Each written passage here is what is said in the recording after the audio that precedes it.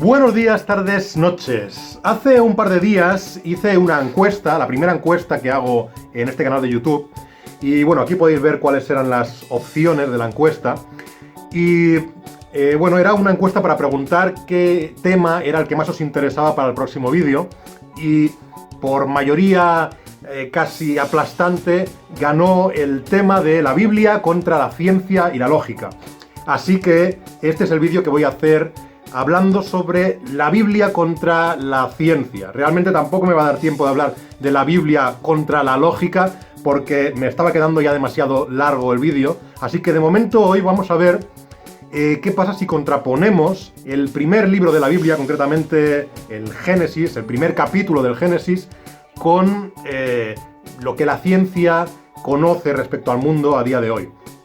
Y en parte, esto que voy a exponer en este vídeo es uno de los muchos motivos por los que yo me veo obligado a rechazar la religión cristiana y a rechazar la existencia del Dios cristiano. Pero como sabéis, este canal es cualquier cosa menos dogmático, así que si tú eres un espectador cristiano y consideras que lo que voy a decir en este vídeo no tiene sentido o que puedes refutarlo en cualquier modo, pues por supuesto te agradeceré que en los comentarios me digas por qué estás en contra de lo que yo estoy diciendo en este vídeo. Bien, no vamos a perder más el tiempo porque el vídeo va a ser bastante largo, así que vamos allá.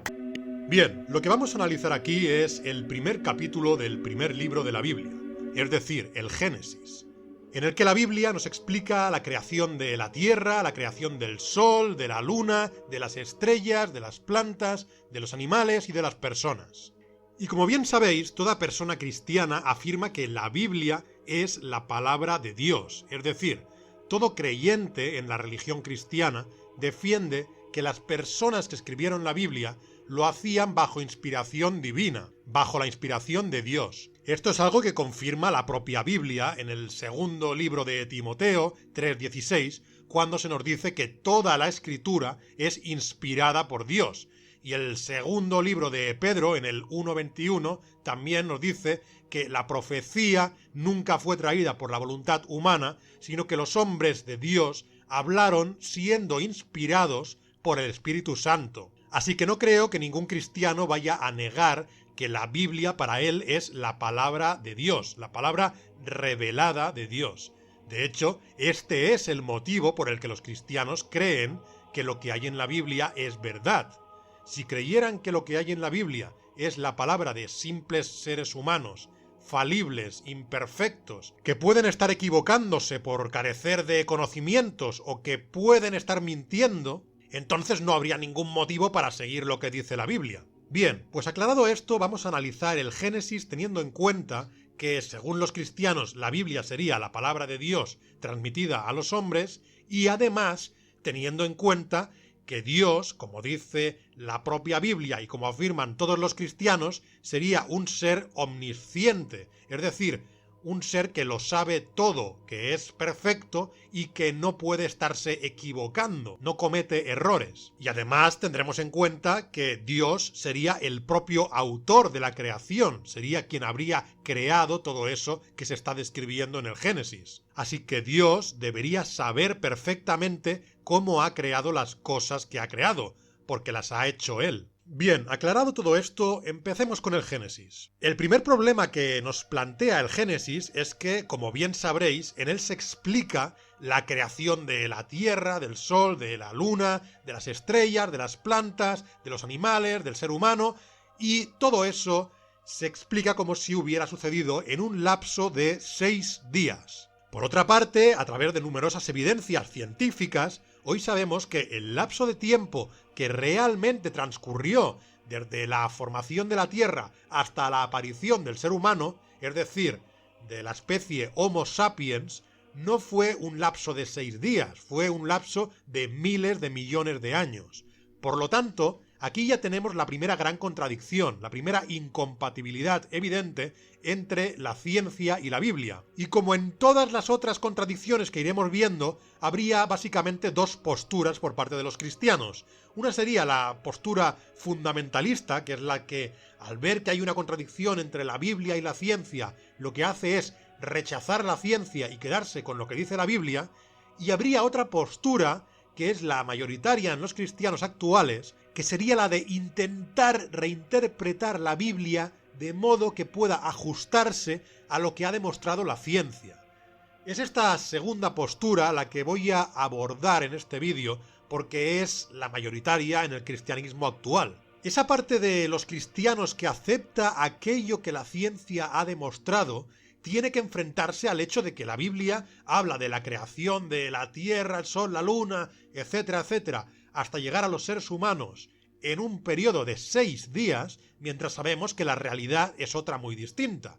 Sabemos que en realidad esto sucede a lo largo de miles de millones de años. Bien, para mí esto ya basta para descartar por completo la Biblia y rechazar la religión cristiana, porque la Biblia tiene información objetivamente falsa, objetivamente incorrecta, así que es imposible que la Biblia sea la palabra de un Dios omnisciente que ha creado el universo y que lo sabe todo. Y está claro que no se trata de un mero error de traducción, porque es bien sabido que el texto original en hebreo utiliza la palabra yom, que significa realmente día. Así que el texto está hablando claramente de días. Pero algunos cristianos entienden que este día al que se refiere la Biblia puede tal vez interpretarse de manera que no sea un día, que sea otra cosa.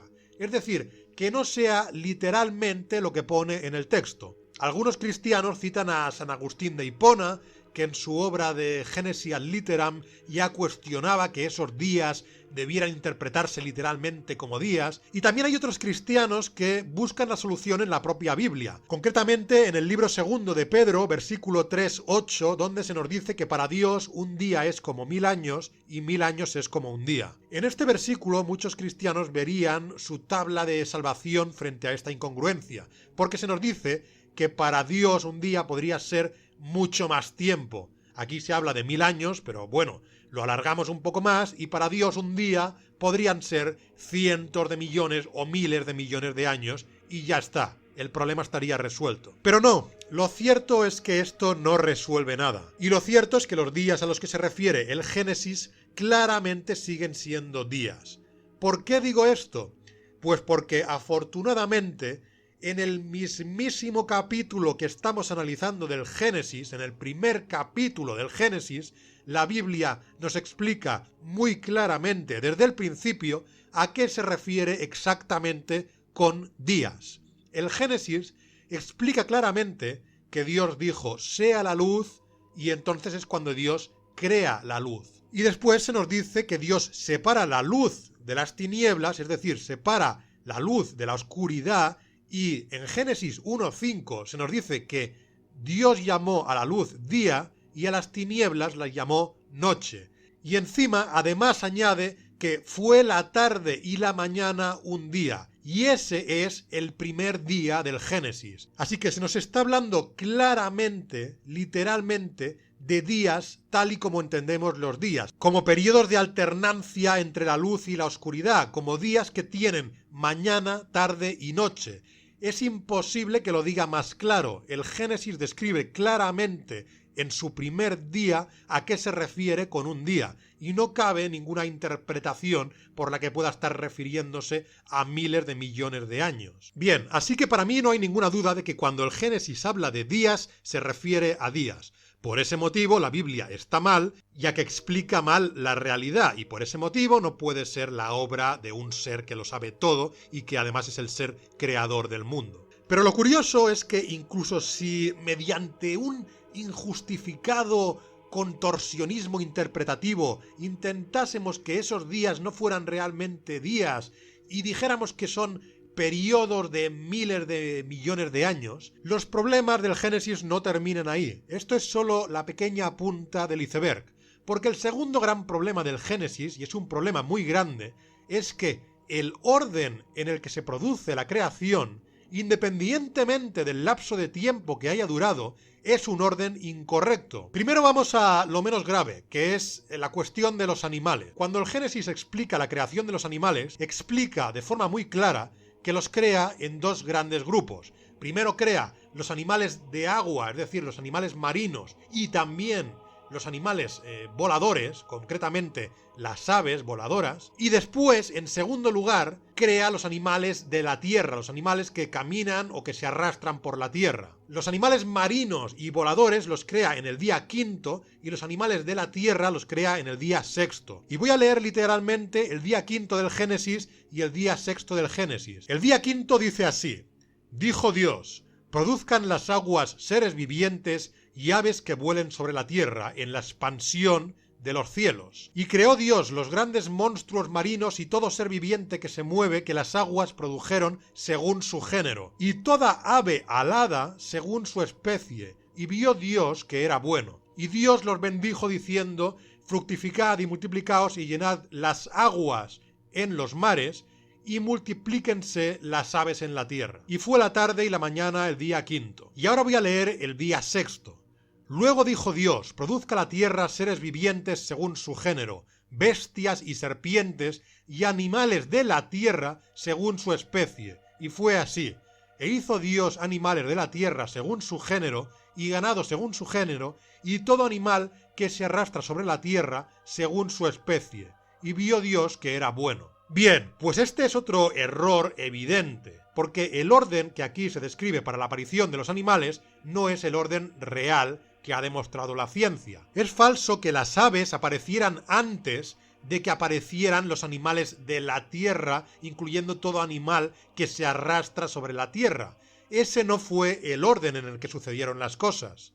Tanto si nos centramos únicamente en las especies de vertebrados, como si englobamos también a los invertebrados, esto no tiene ningún sentido. Es cierto que tanto entre los vertebrados como entre los invertebrados, los primeros animales serían animales marinos, animales que habitaban en el agua. En este único punto la Biblia estaría en lo cierto. Pero cuando se nos dice que las aves son anteriores a los animales de la tierra, el error es evidente. Los primeros animales que salen del agua y empiezan a habitar tierra firme serían animales invertebrados, y entre los vertebrados serían los anfibios que empiezan a habitar en la tierra durante el periodo devónico.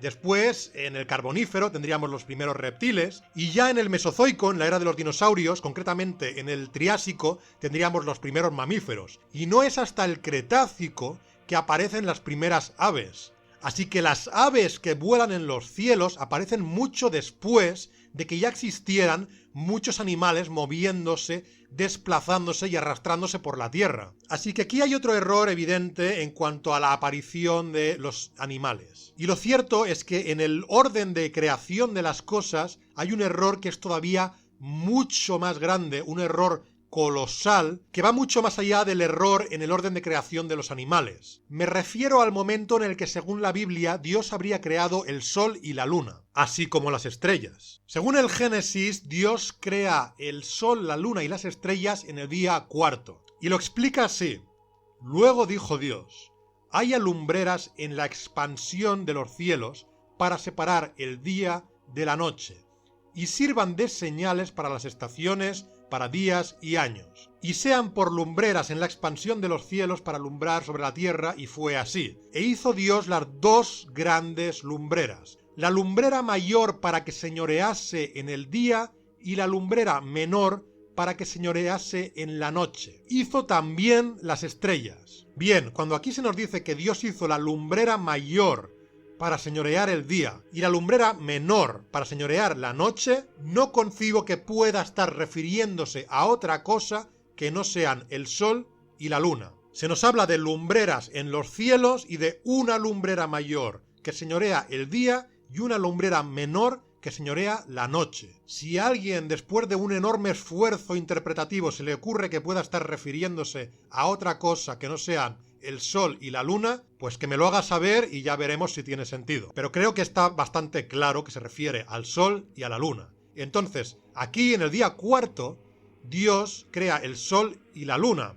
Esto de entrada parece una gran incoherencia, porque ya se nos estaba hablando de días y de noches como periodos de luz y de oscuridad desde el día 1, y no tiene ningún sentido que estos periodos de luz y de oscuridad pudieran darse si no existía todavía el sol. Pero claramente esto sí que tiene sentido cuando uno se da cuenta de que el Génesis y toda la Biblia en general no fue escrita por un Dios omnisciente, sino por unas personas de la antigüedad que, por muy absurdo que nos resulte hoy en día, en ese momento no eran conscientes de que toda la luz del día es luz del sol. Es decir, que el sol no es solo una bola luminosa que está señoreando el día, sino que es el sol el que produce toda la luz de eso que llamamos día. Así que, como vemos, para quienes escribieron la Biblia, primero existieron el día y la noche como periodos de luz y oscuridad, y después, en el día, Dios crea el sol y pone el sol para señorear el día, y en la noche Dios crea la luna y pone la luna en la noche para señorearla. Y evidentemente aquí podríamos señalar muchísimos absurdos. Podríamos decir que la luna también la podemos ver en algunos momentos durante el día. Podríamos decir que el sol sí que podría calificarse como una lumbrera, en el sentido de que el sol es un cuerpo incandescente y por lo tanto el sol genera luz propia, pero la luna lo que realmente hace es reflejar la luz del sol, cosa que evidentemente tampoco sabía la gente que escribió la Biblia. La gente que escribió la Biblia no se imaginaba que la luna está reflejando la luz que le llega del sol. Y además también podría señalarse el absurdo de que se nos dice que Dios crea el sol, que Dios crea la luna y que después crea también las estrellas. Evidentemente, como sabemos, el sol es una estrella más, pero aquí lo que se nos dice es que Dios crea primero la estrella de nuestro sistema solar, es decir, que crea primero el sol y que después crea las estrellas, es decir, que crea los cientos de miles de millones de estrellas de todas las cientos de miles de millones de otras galaxias que existen. Obviamente las personas de la antigüedad que escribieron la Biblia, como fueron personas con conocimiento limitado, como no era un Dios que lo sabe todo, sino que eran personas con conocimientos limitados, no inspiradas por ningún Dios, eran personas que no sabían que el sol era una estrella, como el resto de estrellas que observan durante la noche. Pensaban que el sol era una cosa y que las estrellas eran otra cosa. Pero voy a pasar por alto estos pequeños absurdos y me voy a centrar en uno que me parece incluso bastante más grave. Y es que el sol fue creado, según la Biblia, en el día cuarto, mientras las plantas fueron creadas en el día tercero. En el día tercero podemos leer como dijo Dios: produzca la tierra hierba verde, hierba que dé semilla, árbol que dé fruto, según su género, que su semilla esté en él, sobre la tierra, y entonces se explica cómo Dios crea la hierba verde, cómo crea las semillas, cómo crea los árboles, es decir, la vegetación es creada antes de crear el sol. Esta es una incongruencia tremenda, especialmente si hacemos caso a esa parte de los cristianos que, para justificar que la creación no fue en un periodo de días, y que fue en un periodo de miles de millones de años, o de cientos de millones de años, estarían diciendo que durante cientos de millones de años hubo plantas, hubo vegetación sobre la Tierra sin que hubiera todavía sol, porque el sol no había sido creado. Y no creo que sea necesario explicar por qué motivo las plantas, que viven gracias a la fotosíntesis, no pueden estar existiendo si no hay sol, y que además es evidente que el sol es algo que existía antes de que existiera ninguna planta sobre la Tierra. Bien, con este listado de contradicciones absolutas entre la Biblia y la ciencia, yo creo que ya hay más que suficiente para concluir que la Biblia no puede ser la palabra de Dios. Realmente en este primer libro del Génesis podríamos encontrar problemas muchísimo más graves aún, porque, como explicaré tal vez en otro vídeo, en este primer libro del Génesis se explica algo que se verá ratificado en numerosas ocasiones a lo largo de todo el texto de la Biblia. Y es algo que, por cierto, explica muy bien el youtuber terraplanista Oliver Ibáñez. Me refiero al hecho de que en el primer libro del Génesis se describe claramente lo que solo puede entenderse como una tierra plana. Una tierra plana que está cubierta por una bóveda y que encima de esa bóveda hay agua.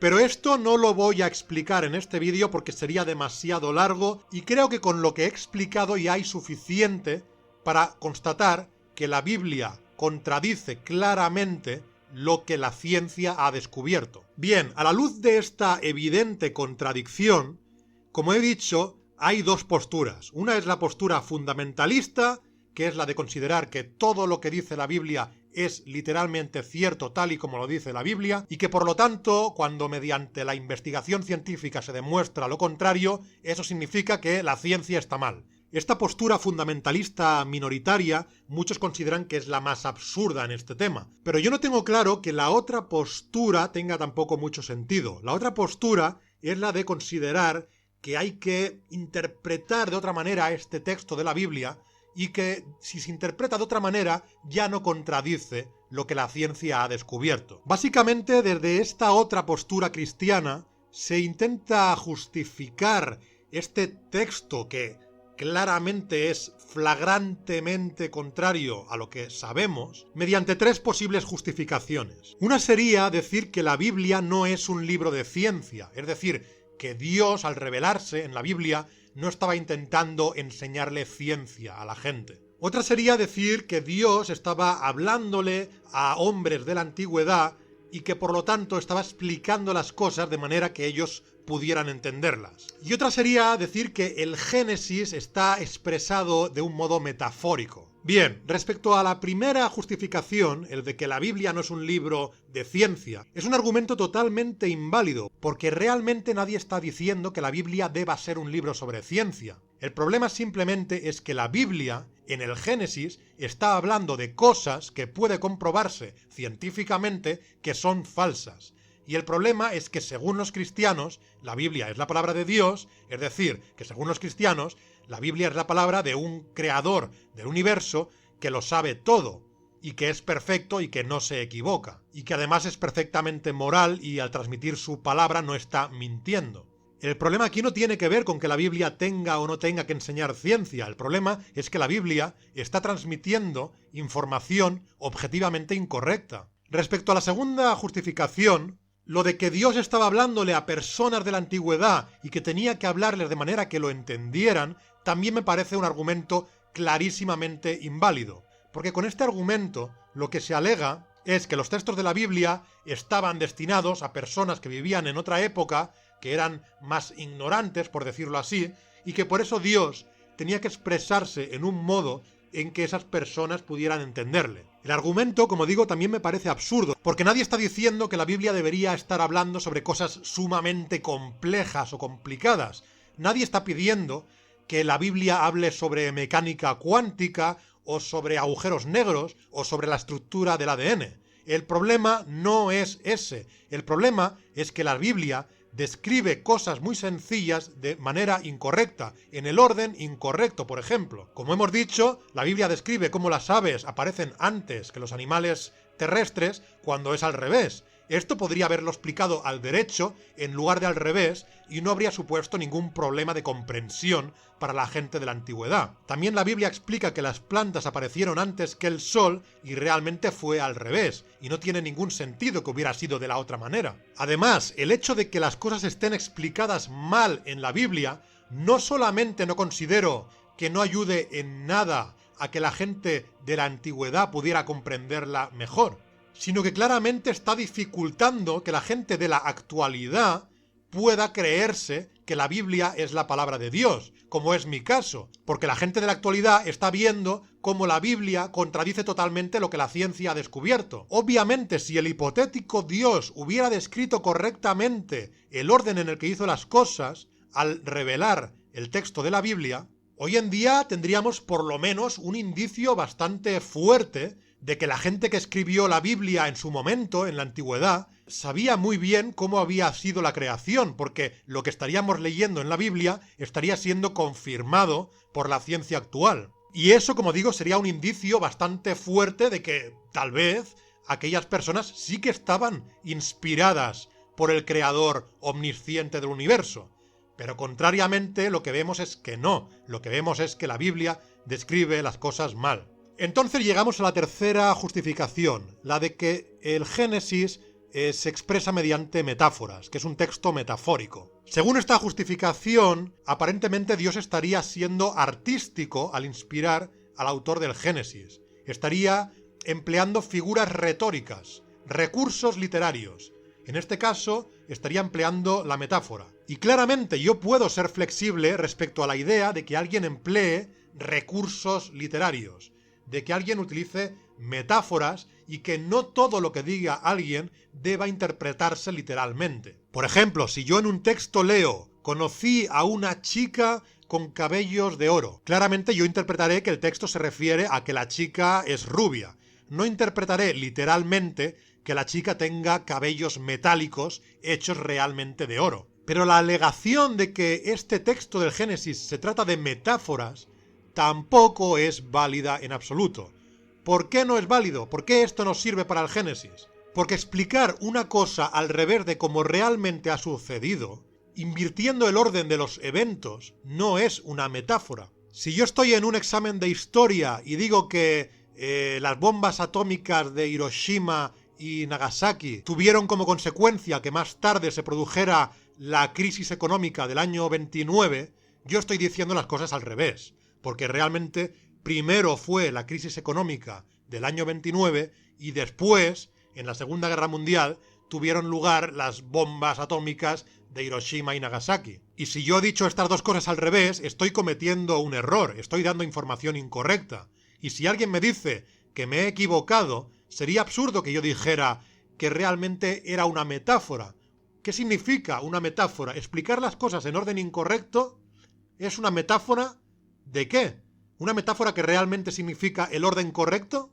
Y aquí llegamos a un punto clave, porque la inmensa mayoría de cristianos, yo diría que todos los cristianos con los que me he topado, que defienden que el cristianismo es verdad y que por lo tanto la Biblia es la palabra de Dios, cuando intentan defender que el Génesis no es literal, sino que es metafórico, realmente no pueden explicar en qué sentido sería una metáfora este tipo de errores evidentes. ¿En qué sentido es una metáfora decir algo tan concreto como que las aves son anteriores a los animales que van por la tierra y que se arrastran por la tierra? ¿En qué sentido es metafórico describir eso de forma cronológicamente incorrecta? ¿En qué sentido describir un día como un ciclo de alternancia entre luz y oscuridad, con tardes, mañanas y noches, puede ser una metáfora para realmente estar queriendo decir miles de millones de años o cientos de millones de años? ¿Y en qué sentido decir que el sol aparece después de que hayan aparecido los árboles y las plantas es una metáfora para decir que realmente las plantas aparecieron después de que apareciera el sol? No cabe ninguna interpretación razonable de la Biblia por la cual estas cosas sean metáforas para decir justo lo contrario de lo que están diciendo o para decir cosas que no tienen nada que ver con lo que literalmente están diciendo. Y si algún cristiano defiende que sí, en parte estará disparándose en el pie, porque estará llegando a un punto en el que básicamente podríamos decir que todo lo que dice la Biblia podría ser una metáfora que no podamos comprender y que significa cualquier otra cosa, incluido todo lo contrario de lo que literalmente está diciendo la Biblia. Así que podríamos coger cualquier texto de la Biblia, incluidas las cosas que dijo Jesús, y decir que realmente son metáforas para decir justo todo lo contrario. Y si en algún momento se nos dice que Jesús fue crucificado, eso podría ser una metáfora para decir que realmente Jesús no fue crucificado. O si se nos habla de los 10 mandamientos y se nos dice no matarás, eso podría ser una metáfora para decir que siempre matarás, ya que por lo visto estamos extendiendo el concepto de metáfora hasta un punto en el que una metáfora puede significar cualquier cosa que no sea lo que literalmente está escrito. Bien, de momento lo vamos a dejar aquí, espero que os haya interesado el vídeo. Por favor, refutad todo lo que creáis que podéis refutar de lo que digo aquí, dadle like si os ha gustado, suscribíos y hasta la próxima.